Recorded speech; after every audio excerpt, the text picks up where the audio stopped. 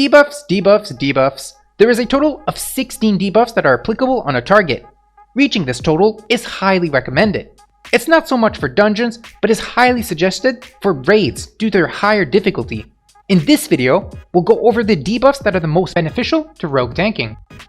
All the debuffs that will be talked about are assumed to be at their maximum rank or talent improvement.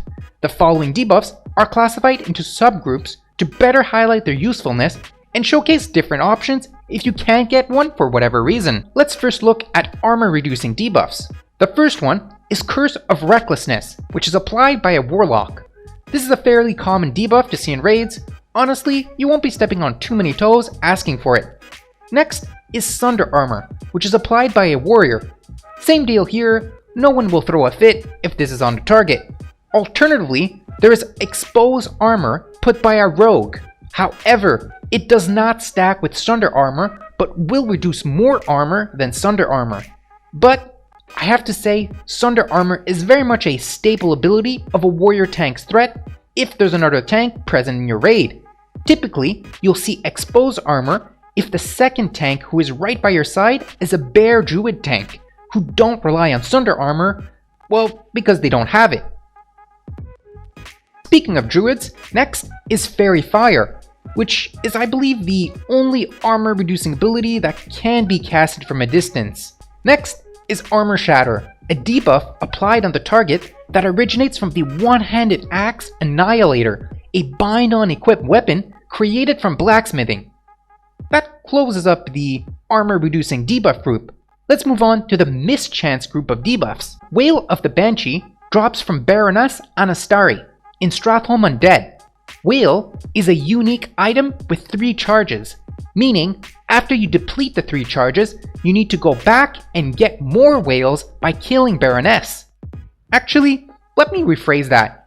You are technically not looking to use this item, but instead, other players will be using it. Since it has a 2-second casting time, it will generally be used by healers, since healers have a few seconds of being idled here and there. Typically, in a guild raid, you'll see a wail rotation established between healers to always make sure the debuff is applied on the boss. Naturally, this isn't used for trivial bosses, but rather on bosses that are quite challenging. So if you're looking to better your odds in terms of accomplishing a monumental feat, consider this item. In a similar fashion, there's Bag of Marbles, a quest reward from the one-time quest Gold Dust Exchange, an alliance-only quest. Bag of Marbles, as you can see, reduces a target's chance to hit by 25%. And yes, just like Wail of the Banshee, there should be a rotation of marbles. But unlike Wail, it can't be used by all classes, since it has no cast time. Does this make Alliance the best rogue tank faction? Yes. Well, not just that, it's a combination of things. If you'd like to know more about Bag of Marbles and the Alliance advantages, I talk about it in more details in my Rogue Tank Race video. I'll have a link to that video in the description below. Next is Insect Swarm. Pretty straightforward, I don't think I need to talk much about this one. It's a spell from the Druid Restoration talent tree. It's instant cast. A lot of healing druids pick this talent up out of sheer boredom of having talent points with nowhere else to put them.